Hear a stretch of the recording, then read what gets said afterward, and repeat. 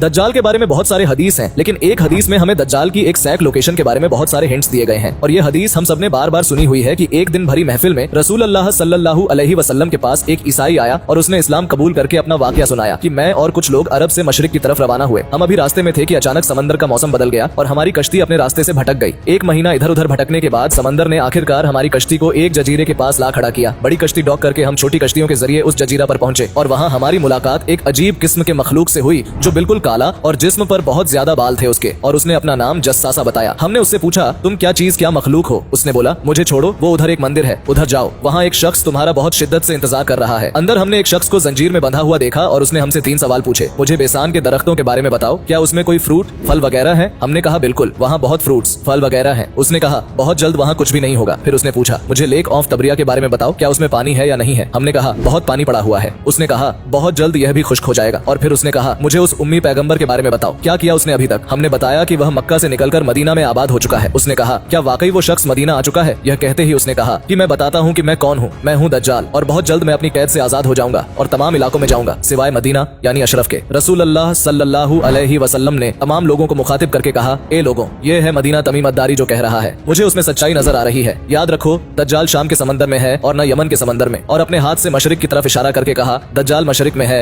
अब सिंपल सी बात है, मशरिक की तरफ सफर के बाद उनकी कश्ती एक जजीरे पर रुकी थी। तो आइए जानते हैं आइलैंड्स के बारे में। ईस्ट ऑफ मदीना, मदीना के ईस्ट में द फेमस अरेबियन सी और इसमें मेनली 4 जजीरा पाए जाते हैं। Lakshadweep island in India, Socotra island in Yemen, Masirah island in Oman, Astola island in Pakistan. हदीस में फरमाया गया है कि दज्जाल यमन के समंदर में नहीं होगा तो ये 2 आइलैंड्स तो निकल गए। रसूल अल्लाह सल्लल्लाहु अलैहि वसल्लम ने मदीना में जो मशरिक की तरफ इशारा किया था, अगर उससे हम एक सीधी लाइन खींचे तो वो बिल्कुल अस्तोला आइलैंड के ऊपर से गुजरती है। और जब जस्सासा ने उनको जजीरा पर एक टेंपल मंदिर की तरफ भेजा था तो इस जजीरा पर एक मंदिर टेंपल के कोई रिमेन तो होने चाहिए। इंडिया के इस आइलैंड में तो ऐसा कुछ भी नहीं है, लेकिन पाकिस्तान के अस्तोला आइलैंड में पता है क्या है? मंदिर। लेकिन ये तो 1450 साल पुरानी कहानी है। मंदिर तो अभी 40-50 साल पहले बना होगा। 2000 साल पुराना मंदिर, और मंदिर भी किसका? काली माता, हिंदुओं की सबसे खतरनाक और खौफनाक गॉडेस देवी, जो दिखने में बहुत खौफनाक और जिसके जिस्म पर भी बहुत ज्यादा बाल हैं। कुछ याद आया? जस्सासा। उन सहाबियों ने जिस अजीब से मखलूक की बात की थी वह बिल्कुल हिंदुओं के इस भगवान से मिलता जुलता है। लेकिन अगर आज आप अस्तोला आइलैंड जाए तो आपको दज्जाल नहीं मिलेगा। वह आजाद हुआ या नहीं ये तो नहीं पता, लेकिन ये जो जस्सासा है इसको गौर से देखें। 1917 की अमेरिकन म्यूजिक इंडस्ट्री के सबसे बड़े बैंड में से एक बैंड रोलिंग स्टोन है। इसने अपना ये लोगो हिंदू गॉडेस काली माता से इंस्पायर होकर बनाया और ये लोगो पिछली सदी के सबसे मशहूर लोगों में से एक है। और रोलिंग स्टोन बैंड को one of the greatest all time माना जाता है। वन वे अदर दज्जाल के जजीरे वाले जस्सासा का पूरी दुनिया के म्यूजिक इंडस्ट्री और फिल्म इंडस्ट्री को शेप करने में बहुत बड़ा हाथ है।